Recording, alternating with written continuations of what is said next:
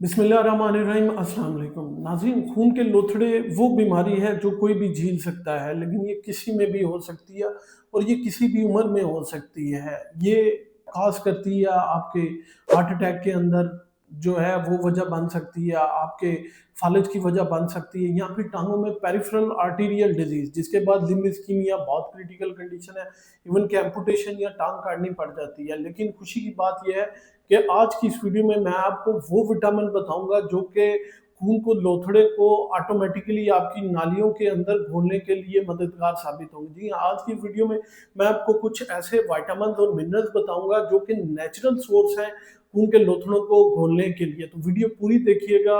अगर पसंद आए लाइक शेयर कमेंट लाजमी कीजिएगा और चैनल को सब्सक्राइब लाजमी कीजिएगा ताकि आने वाली वीडियो से आप मुस्तफिद लाजमी हो सके। हमारे जो विटामिन है उसमें सबसे पहले जो विटामिन है वो है विटामिन ई। जी हाँ, विटामिन ई में टोकोट्राइनोल्स होते हैं। आज मैं इसी के बारे में बात कर रहा हूँ।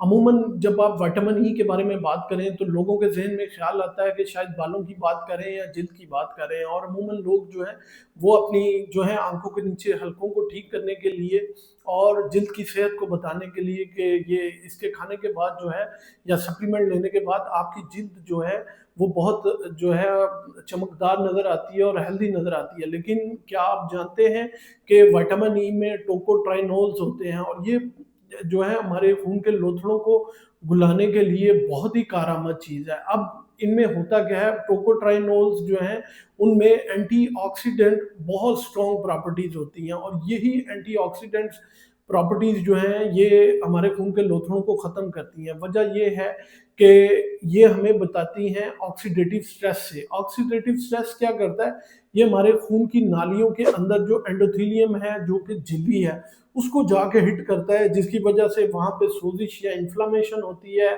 जिसकी वजह से खून का लोथड़ा बनता है। वहाँ पे वाइट ब्लड सेल आते हैं, कोलेस्ट्रॉल लगता है, फिर प्लेटलेट्स लगते हैं और खून का लोथड़ा बन जाता है। टोकोट्राइनोल्स का ये इफेक्ट है कि ये एंटीऑक्सीडेंट प्रॉपर्टीज होने की वजह से बेहतरीन एंटी इन्फ्लामेटरी है, और अगर नालियों के अंदर सोजिश हो भी जाए तो ये फौरन जो है उसको ठीक करने की कोशिश करता है, जिसके वजह से जो है खून का लोथड़ा बन ही नहीं पाता। और अगर फाइब्रिन लग भी जाए और जो है लोथड़ा बन भी जाए तो एक ही दिन के अंदर या 2 दिन के अंदर अंदर खुद ब खुद ऑटोमेटिकली जो है वो घुल जाता है। इसके अलावा अगर लोथड़ा बना हो तो वो तब भी उसको डिजॉल्व कर देता है। अब विटामिन ई को उसकी नेचुरल फॉर्म में लेना चाहिए, ना कि सप्लीमेंट्स में लेना चाहिए। नेचुरल फॉर्म विटामिन ई की क्या है, नेचुरल फॉर्म उसकी ये है, सूरजमुखी के बीज जो है, बादाम जो है वो बहुत अच्छा, और इसके अलावा सब्ज सब्जियां। तो कोशिश करें कि विटामिन ई को उसकी नेचुरल फॉर्म में आप लें। दूसरे नंबर पे मैं जिस न्यूट्रिशन की यहाँ विटामिन की बात करूंगा वो है नेटोकाइनेज। नेटोकाइनेज एक एंटी फाइब्रोनिलिक एजेंट है और ये बहुत ही देर से जो है वो मशहूर हुआ। फाइब्रिन वो प्रोटीन है, नाज़रीन मैं आपको ये बताता चलूँ कि फाइब्रिन जो है वो प्रोटीन है जो कि हमारे खून के आपस में सेल्स को जोड़े रखती है। तो एंटी फाइब्रोनेलिटिक प्रॉपर्टीज़ का मतलब ये है कि ये जो खून के लोथड़े हैं फाइब्रिन की वजह से जुड़े हुए उनको जो है वो फाइब्रिन के बांड को तोड़ देती है, जिसकी वजह से जो है ये खून के लोथड़ों को घुला देती है। अब नेटो जो है वो एक जापानी वर्ड है जो कि जापान में मशहूर हुआ, अब ये पूरी दुनिया में मशहूर हो रहा है। इसका मतलब ये है कि ये फर्मेंटेड सोया है। ये क्या करती है, ये फाइब्रिन जो प्रोटीन्स हैं हमारे खून के अंदर उनके बांड को तोड़ देती है। जब वो बांड टूट जाता है तो आपके जो खून जमने की सलाहियत है वो ऑटोमेटिकली जो है वो कम होना शुरू हो जाती है। तो इसको एज ए एंटीकोगुलेंट भी आप इस्तेमाल कर सकते हैं। लेकिन एक बात याद रखिएगा कि अगर आप कोई एंटीकोगुलेंट इस्तेमाल कर रहे हैं तो इसका इस्तेमाल आपने अपने मुस्तनद डॉक्टर के पूछने के बगैर बिल्कुल नहीं करना, और एज ए एंटीकोगुलेंट इसको एज ए एडिशनल सप्लीमेंट लेना है, ना कि प्रॉपर एंटीकोगुलेंट के तौर पे इस्तेमाल करना है। वजह ये है कि इस पे बहुत ज़्यादा स्टडीज़ हैं, लेकिन अगर आप पहले से दिल के मरीज़ हैं और आप नेटोकाइनेज इस्तेमाल करें तो एज ए एडिशनल जो है वो एंटीकोगुलेंट जो है वो इस्तेमाल हो सकती है, ना कि प्रॉपर जो है एज ए मेडिसिन के तौर पे। तो जो मेडिसिन आप इस्तेमाल कर रहे हैं तो वो लाजमी जो है आपने इस्तेमाल करनी है। बहुत सारे लोग ऐसे हैं जो कि फर्मेंटेड सोया को जो है वो बिल्कुल पसंद नहीं करते, तो उसके लिए मार्केट में ये नेटोकाइनोन्स के बड़े ज़्यादा सप्लीमेंट्स भी मिलते हैं। तो आप अगर इसे एज ए एडिशनल सप्लीमेंट लेना चाहते हैं खून के लोथड़ों को घुलाने के लिए, तो वो सप्लीमेंट आप इस्तेमाल कर सकते हैं। तीसरे नंबर पे जो विटामिन है वो है विटामिन सी। जी हाँ, ये भी एक एसेंशियल न्यूट्रिएंट्स है जो कि हमारी खून की नालियों के लिए बहुत ज़रूरी है। वजह ये है कि ये खून की छोटी नालियाँ जिन्हें हम कैपिलरीज कहते हैं, जहाँ पे ऑक्सीजन की जो है वो ट्रांसपोर्ट होती है और कार्बन डाइऑक्साइड खून के अंदर आती है और ऑक्सीजन जो है वो सेल को मिलती है। ये उनको मजबूत रखने के लिए बहुत ही कारआमद चीज़ है। अब ये जो है बहुत सारे जो है बाजार में इसके सप्लीमेंट्स भी हैं, लेकिन आपने इसको जो है वो नेचुरल फॉर्म में लेना है। तो नेचुरल फॉर्म में ये तुर्श फलों में, और इसके अलावा वो ऐसे फल जिनमें आंवला होता है, तो तुर्श फलों में जो है ऑरेंजेस हैं, पाइनएप्पल है और नींबू है। विटामिन सी के बारे में मैं एक और चीज़ आपको बताता जाऊँ कि इनमें बायोफ्लेवोनाइड्स भी जो हैं वो भी बहुत ज़्यादा होते हैं। बायोफ्लेवोनाइड्स जो हैं ये एंटी इन्फ्लेमेटरी के तौर पे इस्तेमाल होते हैं और हमारे जिस्म में सोजिश को कम करते हैं। और सोजिश या इन्फ्लेमेशन ही वो चीज़ है जो कि हर बीमारी की जड़ हमारी जिस्म में है। तो विटामिन सी जो है वो बेसिकली उस सोजिश या इन्फ्लेमेशन को कम करती है, हमारी खून की नालियों के अंदर जो खून के लोथड़े हैं उनको घुलाती है और खून की नालियों को खुला रखती है, ताकि उनके अंदर जो है खून की गर्दिश चलती रहे।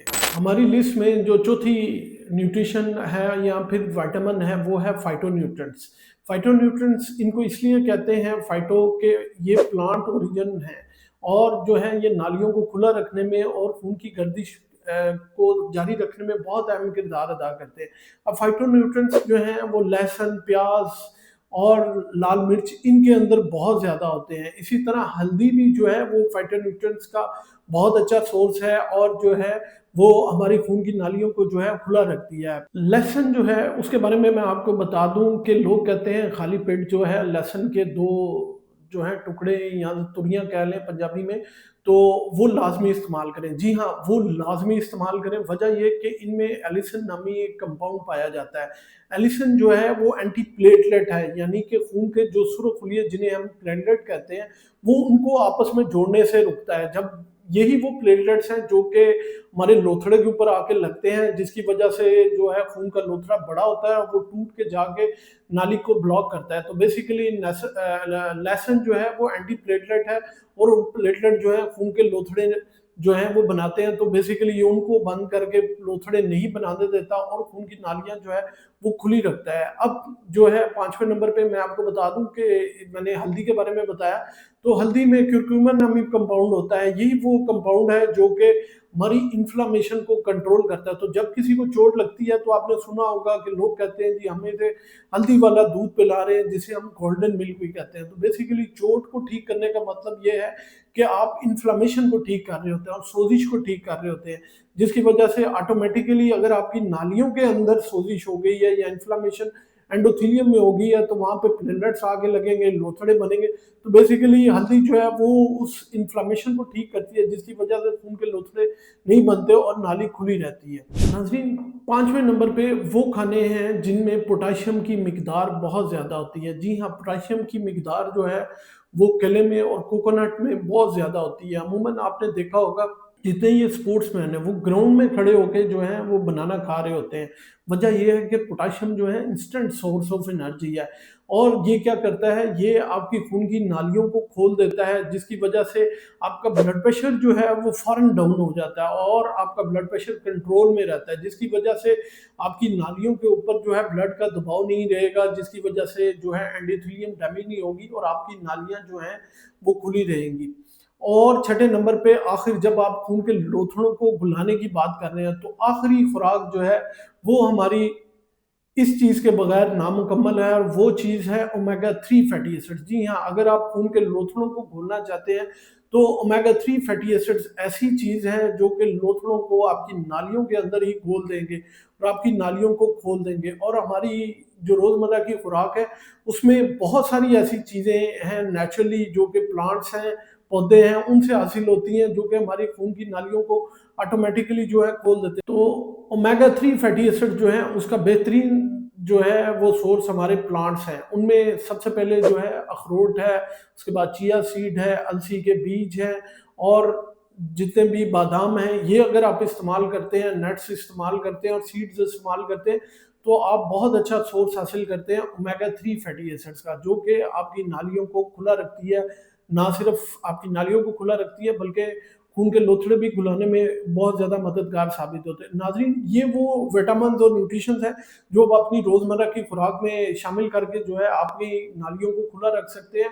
और अगर आप जो है आपका कोलेस्ट्रॉल ज़्यादा है या लोथड़े आपके खून में भरना शुरू हो गए हैं, कोलेस्ट्रॉल के, खून के जो भी हैं, तो इनको इस्तेमाल करके आप उनको ख़त्म कर सकते हैं।